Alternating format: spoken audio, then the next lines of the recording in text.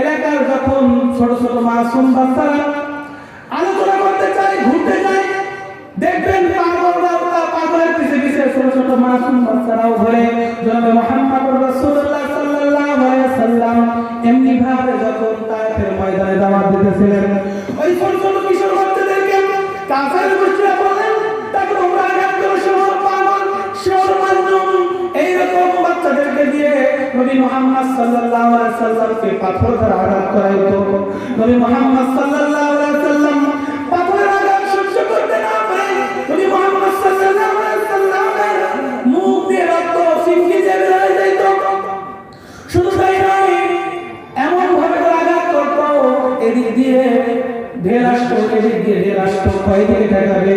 নবী মুহাম্মদ সাল্লাল্লাহু আলাইহি ওয়াসাল্লামকে এমন ভাবে আঘাত করা শুরু করছে, নবী মুহাম্মদ সাল্লাল্লাহু আলাইহি ওয়াসাল্লাম শুধু সঞ্চালন করতেছিলেন যে যদি আজকে আমাকে আমার উপর যদি হয়, এই আজকে কালের উপরে আমি দাওয়াত নিয়ে আসছি, হয়তো তারা আমাকে আজকে আঘাত করতেছে, একটা সময় আসবে এই মানুষগুলো কালমা পড়ে আমার জন্য মুসলমান হয়ে যাবে।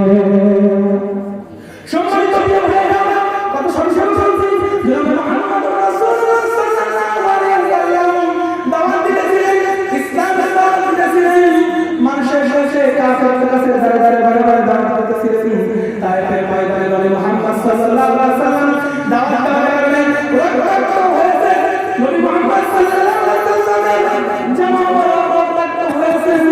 শুধু তাই নয়, সাহাবায়ে কেরাম ইসলামের জন্য ক্লান্ত পরিশ্রম করেছে, নিজের পরিবার করেছে,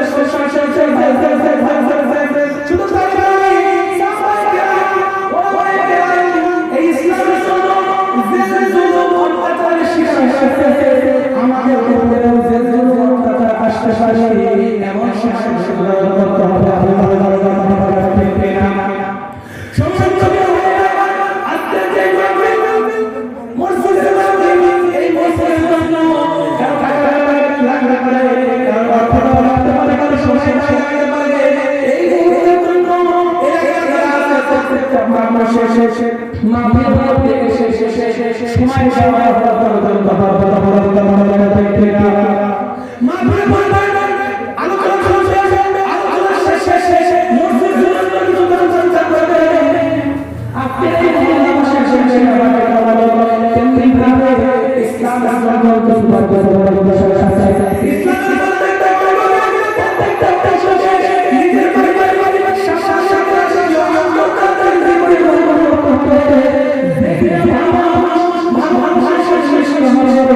মানুষের